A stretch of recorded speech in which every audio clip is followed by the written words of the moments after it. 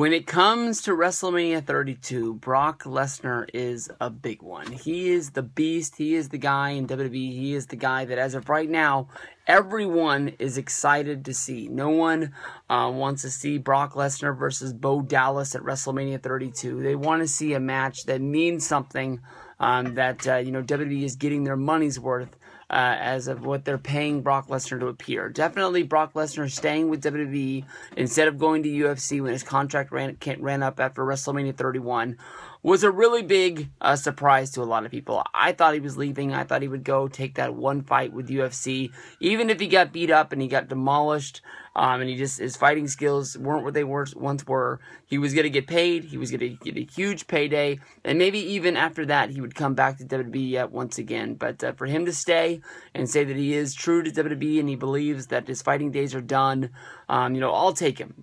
Brock Lesnar, when he shows up on Monday Night Raw, you know that he means business. And we're in for, a hell of a night. I think that Undertaker versus Brock Lesnar at SummerSlam 2015 really knocked it out of the park. And I think it really did more than WWE thought it was going to do. So when it comes to WrestleMania 32, the names that are being considered for Brock Lesnar to fight are all big ones. Roman Reigns, Seth Rollins, The Rock, and Stone Cold Steve Austin. With this one, we'll start with The Rock, because Rock versus Brock Lesnar is a match that people have been dying to see since SummerSlam 2002. Brock beat Rock. Rock left WWE to go off and make movies. I can't remember at the time what movie it was that he would have been making, but he never came back after this loss until WrestleMania 27. And it's been rumored ever since Brock Lesnar returned after WrestleMania 28 that this is a match that's going to take place. Definitely WrestleMania 29. A lot of people had that circled as it was going to be The Rock versus Brock, but instead they did The Rock versus John Cena as a rematch, even though WrestleMania 28 was done as once in a lifetime. Once in a lifetime, I guess, turns into twice. The Rock putting over John Cena really wasn't the moment that WWE was really thinking it was going to be. I think WWE was thinking that was going to be a moment that was going to play in everybody's mind as the passing of the torch from the Attitude Era to the PG era. And I think it just ended up being just a moment that nobody really cares about because of how much hype went into WrestleMania 28, of it being once in a lifetime. Coming back and doing it again seemed like a huge, big money grab, especially for it being a match that no one really wanted to see. Definitely the luster of these guys hating each other was thrown out the window. Definitely one of the biggest draws for WrestleMania 28 was all the things that were thrown back and forth between The Rock and John Cena. Some people thought it was a work. Some people thought it was a work that with a little bit of spice thrown into it to make the other guy go, oh, and up his game just a little bit more. But definitely with The Rock versus Cena documentary that came out on WWE DVD, I think that sort of ruined the luster. You got to see The Rock in the back, marking out over his stuff trending for Monday Night Raw on Twitter, and him and Cena sort of going over what they were going to be doing before they were doing it. It just sort of made all that stuff that was in the back of your mind thrown out the window. The rumor was that this match was going to take place at WrestleMania 30, but due to The Rock getting injured at WrestleMania 29, which almost really wrecked the movie Hercules, I still haven't seen it. I don't know if it matters. I know that the movie made a lot of money, but it's a movie that The Rock made that I don't really hear a lot of people ever talk about, so I don't know if it's any good or not. But The Rock suffered an injury to his abdominal area. He had to go film Hercules injured, because definitely he would have been the bad guy if he would have said he wasn't able to do the movie because of his injury. A lot of people would have been in a scramble to try and find work because they had all signed on to make the movie immediately after WrestleMania 29. So it is what it is.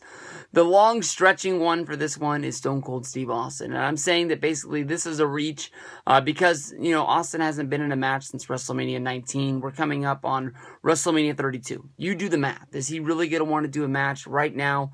At this point in his career, definitely he is one of those characters that wrestling fans won't let go of. And they'll always want to see this guy wrestle one more match. I don't really remember people clamoring to see, Bruno Sammartino wrestle one more match. I definitely hear people say they don't want to see Hulk Hogan ever wrestle another match. But Austin, because I think he left he was already in the decline of his career. That's, you could be said. But definitely, we were robbed of at least 4 to 5 years of Stone Cold Steve Austin matches. And Austin has said that, he feels fine. He can carry his neck around on a day-to-day basis, and it doesn't give him any pain or let him down at all. So, I don't know. I don't think Austin would want to mess that up, and I don't think Austin would want to mess up his legacy. A lot has been said about he has nothing left to prove in the wrestling business. He's already at a point where he's already one of the biggest legends of all time. Him coming back for one more match is going to make it definitely a lot of money. But what if he doesn't deliver and he feels like he let down everyone at WrestleMania 32, not giving them a great main event? Then, does he just hang his head in shame for the rest of his life? I'm not sure. But going with the other ones, they're really good possible matches. We've already seen Rollins against Brock. They had their 3-way match at the Royal Rumble. They had their match at Battleground this year as a rematch from WrestleMania 32. Brock beat the shit out of him. Brock and Rollins definitely is a rivalry, as well as Roman versus Brock is as well. A lot of mud was thrown between Roman and Brock leading up to WrestleMania 31. Everyone was thinking that Paul Heyman was going to turn on Brock and join Team Roman Reigns because of the respect factor, and Brock would stand up to Roman right in the face and just say that he doesn't respect him. He's got nothing for him. With these guys, you're sort of showing who the future of the WWE is and trying to build around that. I think that since WrestleMania 31, that has been the point of interest in WWE, except for, doing the Sting versus Seth Rollins match. But maybe that was even trying to show off that the guys in WWE now are the future.